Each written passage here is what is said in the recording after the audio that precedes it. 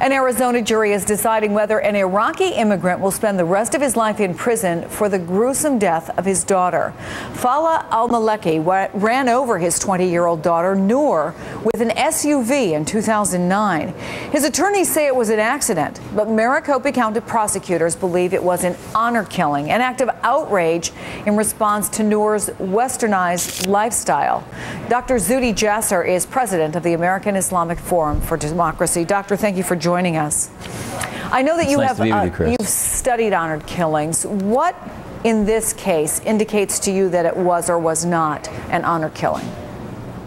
It clearly was. I mean, this individual had expressed to his family multiple times his desire to control his daughter and her actions, and that she embarrassed. 3 months before, police testified yesterday that he said he didn't care if he went to prison because she was an embarrassment to his family. Now, this isn't the Islam I know or the Islam many Muslims I know here practice, but the bottom line is this violent, barbaric act, we need to send a message that it's guilty of first-degree murder, not some lightened sentence like that happens in Jordan or Pakistan that have Sharia law that needs reform, but American law that's based in universal principles, the equality of men and women. This is the end of that slippery slope, and we need to send a clear message, and I hope the jury comes back with a guilty verdict in first-degree murder. Well, help us put it into some context, because you say that this is not, the norm, but how common is it? And help us to understand the mindset of someone who would feel driven to do this because his daughter was westernized.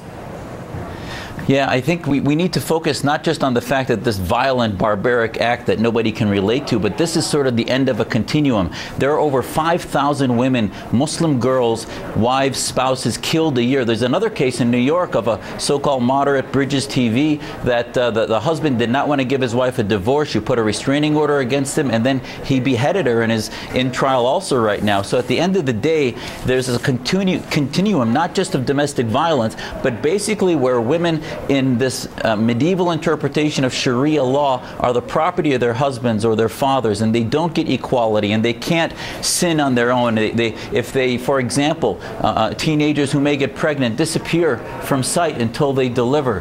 They aren't allowed to dress immodestly because of the embarrassment factor. So we have to be careful to just say, oh, this is just an aberration. There's a cultural, theological underpinning that we as Muslims, if we love our faith, we need to reform to get our communities into the 21st century of equality of men and women. Yeah, how do you do that? Because obviously, if this is an honor killing, there should be an example set, and there should be harsh punishment meted out. But obviously, that does not bring back this young woman. So what can be done within the Muslim community to make sure it never happens?